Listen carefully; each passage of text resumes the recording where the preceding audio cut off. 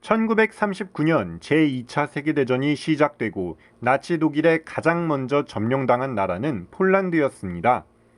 폴란드는 그 후로 5년간 독일로 인해 큰 아픔을 겪어야만 했습니다. 그러한 상황에서 5년이 지난 1944년 독일이 점점 연합군에게 밀리는 모습을 보이기 시작했습니다. 폴란드 사람들은 독일의 힘이 약해지고 있을 때 독립을 이루어야 한다는 생각을 가지기 시작했습니다. 또한 소련군이 오고 있다는 소식도 들었는데 그들이 폴란드를 먼저 차지한다면 전쟁이 끝나도 소련의 영향력 아래에 놓일 수밖에 없겠다는 사실도 잘 알고 있었습니다. 역사적으로 러시아는 항상 폴란드를 탐냈기 때문입니다. 그래서 자신들의 힘으로 해방을 이루어야겠다는 생각을 가지게 됩니다. 폴란드의 수도인 바르샤바에서 시민들은 봉기군을 조직하여 1944년 8월 1일 나치 독일을 상대로 봉기를 일으켰습니다. 봉기군은 재빨리 바르샤바의 주요 시설을 점거하였고 바르샤바를 8개 구역으로 나뉘어 각 구역에 병력을 배치하며 나치와의 전투를 준비했습니다. 봉기군의 소식을 들은 나치 총사령관은 진압을 명령했고 이들은 민간인 봉기군 가릴 것 없이 무참히 사살하는 잔인함을 보였습니다. 또한 봉기군이 치료받고 있던 병원도 모조리 파괴하는 잔인함을 보여 봉기군을 무력화시켰습니다. 소련군도 바르샤바에서 불과 12마일 떨어져 있는 곳에 있었음에도 진군하지 않아 바르샤바에 남아있는 시민들은 더욱 어려움을 겪어야만 했습니다. 봉기군을 돕는다면 전쟁이 끝난 후 폴란드에서의 영향력이 약해질 수 있을 것으로 보았기 때문입니다. 어려운 상황이었지만 바르샤바 봉기군은 나치와의 전투를 멈추지 않았습니다. 그들은 지하로 들어가 연락망을 구축하고 공조하는 모습을 보이며 나치에 맞섰습니다. 또한 식수를 얻기 위해 90개의 우물을 파면서 저항을 이어나갔습니다. 하지만 압도적인 군사력 차이에 결국 밀리고 밀리는 상황을 반복했습니다.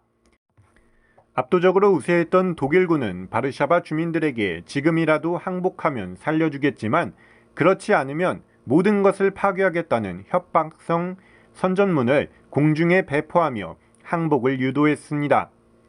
하지만 바르샤바는 멈추지 않았습니다. 오히려 보이스카우트, 걸스카우트와 같이 청소년과 어린아이들까지 전투에 가담하여 나치에 저항했습니다. 이들은 비록 어린아이들이었지만 스카우트 생활을 통해 얻은 조직력이 단단했습니다. 청소년을 중심으로 전투에 참여했고 더 어린아이들은 연락병과 간호활동을 하며 봉기군을 도왔습니다. 이들을 가리켜 회색 대대로 부르는데 결국 그들의 도움 덕분에 바르샤바에 있었던 수용소를 탈환합니다. 수용소에는 나치로 인해 강제 수용된 유대인들이 있었는데 이들은 봉기에 함께 참여하며 독일군 격퇴에 동참했습니다. 하지만 수적 열세, 무기의 열세로 모두 비참한 최후를 맞이해야만 했습니다. 봉기를 진압한 나치는 여기서 멈추지 않고 바르샤바의 건물을 모두 파괴했습니다. 후에 소련군이 바르샤바에 들어섰을 때 건물의 85%가 파괴되어 버린 후였습니다. 또한 남아있는 사람들을 모두 죽이거나 수용소로 보내버리는 만행을 저질렀습니다. 분명히 이 전투는 시작했을 때부터 불리한 싸움이었습니다. 바르샤바에서 봉기가 일어났을 때 그들을 도와주는 지원군은 없었기 때문입니다.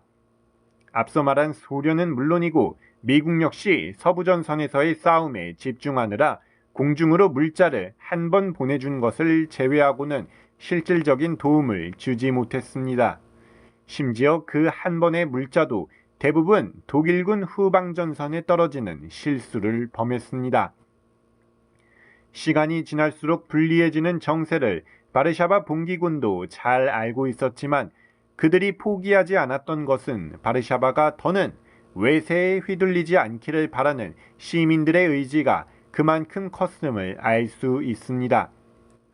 그러한 바람은 쉽게 이루어지지 못했습니다.